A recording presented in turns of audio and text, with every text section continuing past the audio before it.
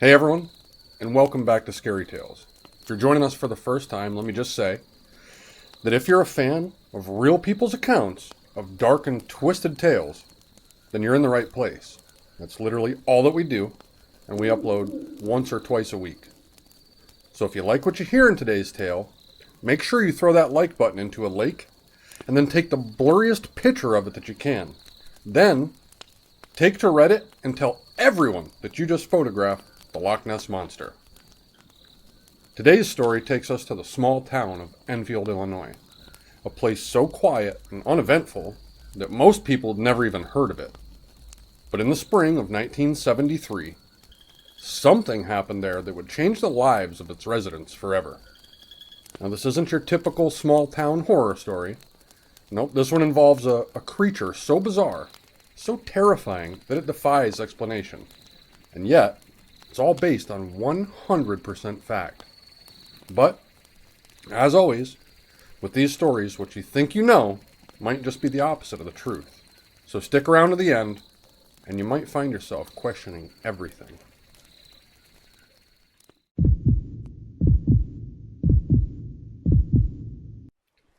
Enfield, Illinois was the kind of town where nothing much ever happened.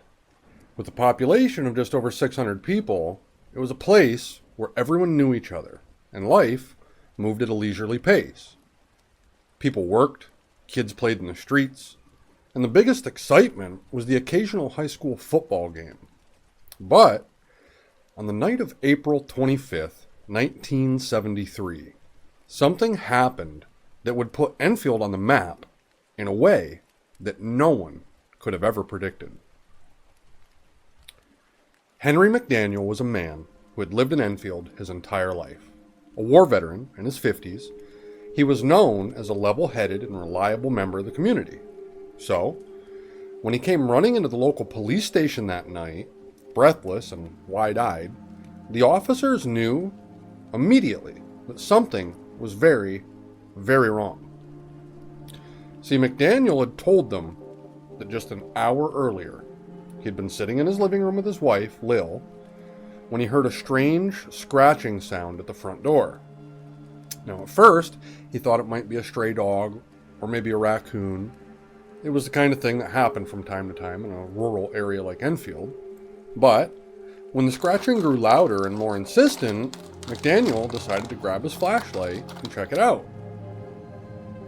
Now, as he approached the door, for some reason his heart began to race, and he wasn't sure why. There was just something about the sound that felt off.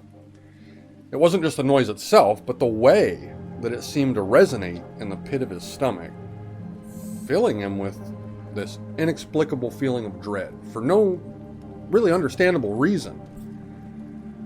Now, when he flung the door open, what he saw would haunt him for the rest of his life. Standing on his porch, illuminated by the flickering porch light and his flashlight, was a creature unlike anything that he had ever seen before. It stood about 4 foot tall with grayish, slimy skin that glistened in the light. Its body was oddly misshapen, with 3 legs that ended in small, stubby feet. But what really sent a chill down McDaniel's spine were its eyes. 2 glowing orbs that shone like flashlights in the dark. And now, for a moment, McDaniel was frozen in place, his mind just struggling to comprehend what he was seeing. And the creature's short, clawed arms twitched unnaturally, as if it was just as surprised to see him. But then, in an instant, it leapt forward with a speed and agility that defied belief, its claws scraping against the wooden doorframe. And panicking, McDaniel slammed the door shut and bolted it. He grabbed his .22 caliber pistol, which he kept in a drawer by the door, and fired 4 shots through the door. Now, the sound of the gunfire echoed through the quiet night. But when McDaniel opened the door again, the creature was gone. All that was left were deep scratches on the doorframe and a trail of odd, 6-toed footprints leading away from the house and into the darkness.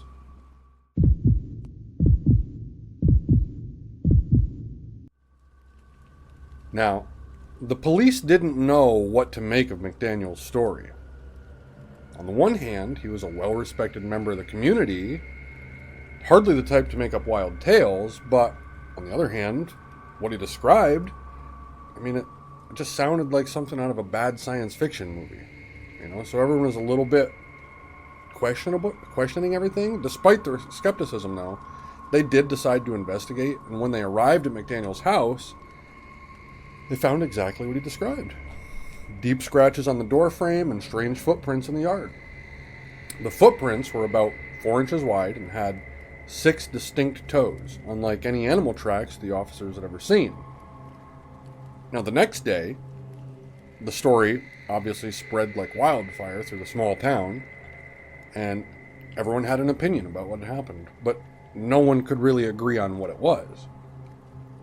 Some believed McDaniel had simply imagined the whole thing, perhaps spurred by a bad dream or a trick of the light even. Others thought it might have been a prank played by some of the local kids. But there were also those who believed McDaniel and believed that something far more sinister was at play. And as the days went by, more people began to report seeing that same creature. Now, a local boy named Greg Garrett claimed that just 2 days after McDaniel's encounter, he'd been playing in his yard when the creature appeared out of nowhere and attacked him.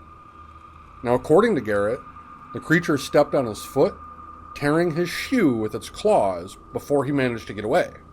And obviously, the boy's hysterical, and his parents were so frightened that they refused to let him play outside alone again. There's reports from other residents saying that they reported seeing strange lights in the sky around the same time the creature was spotted, leading some people to speculate that it might be of extraterrestrial origin.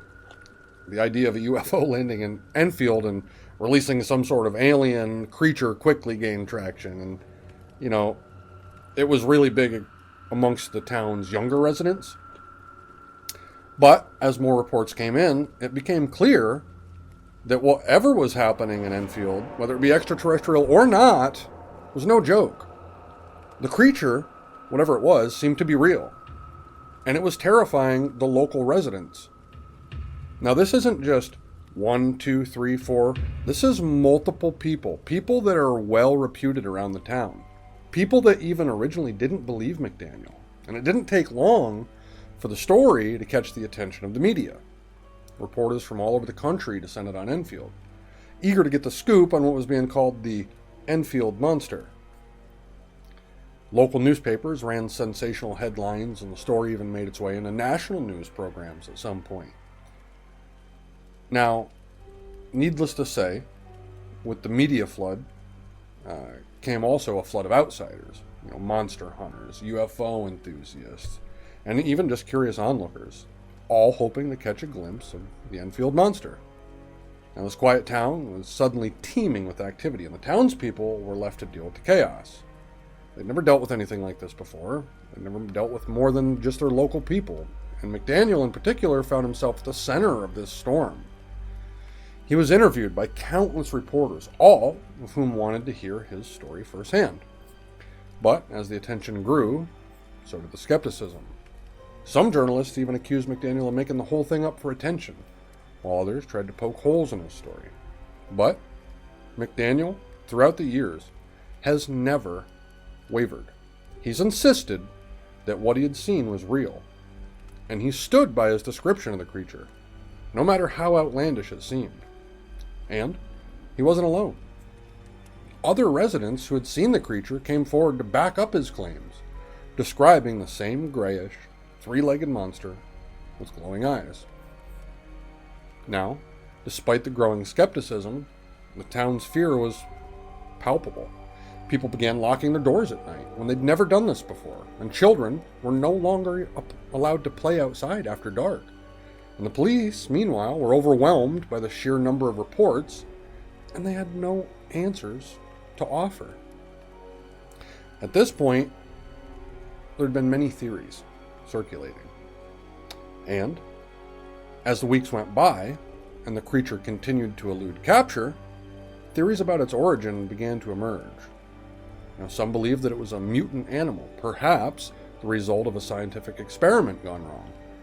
And others speculated that it might be an escaped exotic pet, though no one could really explain where it had come from or how it ended up in Enfield, and no one knew of any three-legged animals with 6 toes. The UFO theory also gained traction, especially after several of these residents reported seeing strange lights in the sky around the time of the sightings. Now, some believed that the creature was an extraterrestrial being, sent to Earth for reasons unknown. Others thought it might be a probe or a robot, maybe even sent by an alien civilization to study humanity. But not everyone was convinced. Skeptics pointed out that there was no concrete evidence to support any of these theories. The footprints, while strange, could have been faked. Anyone can fake it. And the scratches on McDaniel's door could have been made by any number of animals.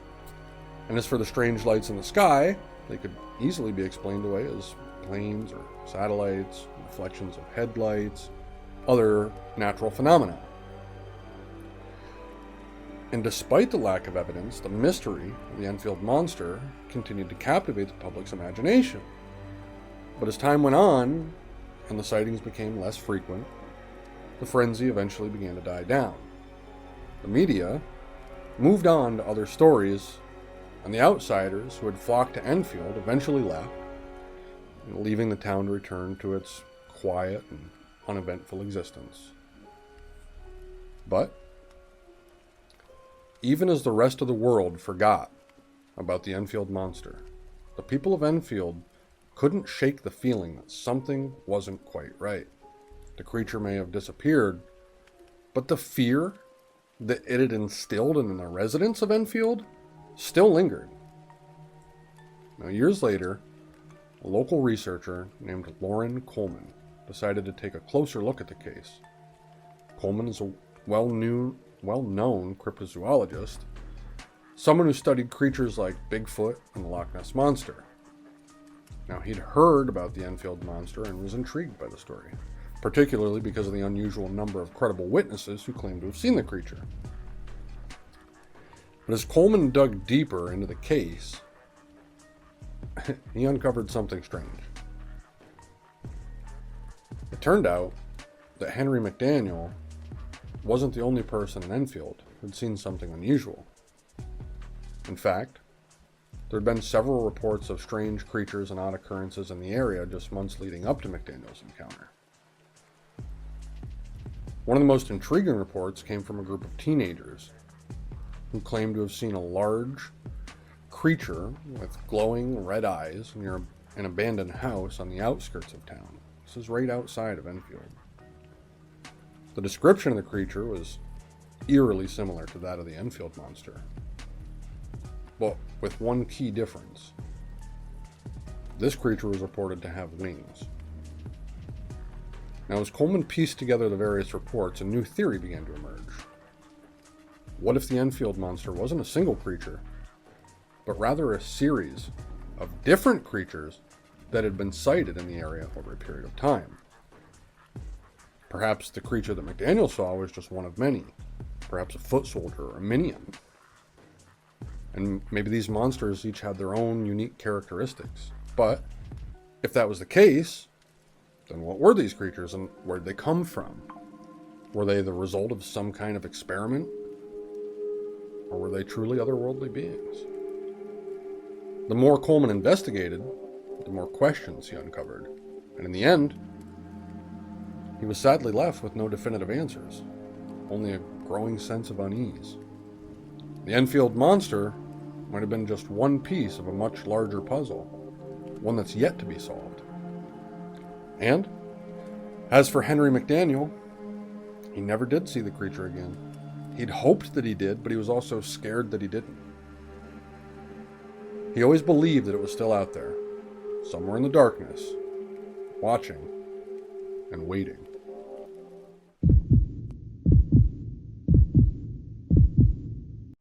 And that's the story of the Enfield monster, a tale that's as strange as it is terrifying, and one that leaves us with more questions than answers. But if today's tale left you looking out your window with a flashlight, don't let that like button spook you away. Grab your virtual shovel and dig at a grave right in the comments section. Right there. Make sure that it's buried deep in the woods where no one will ever find it again. Also, don't forget to hit that notification bell so you never miss an upload. That stuff helps more than you guys know. And as the channel grows, I'll be setting up different community activities and giveaways, merchandise, free Patreon. So until next time, stay curious, stay brave, and remember, sometimes the scariest stories are the ones that are all too real.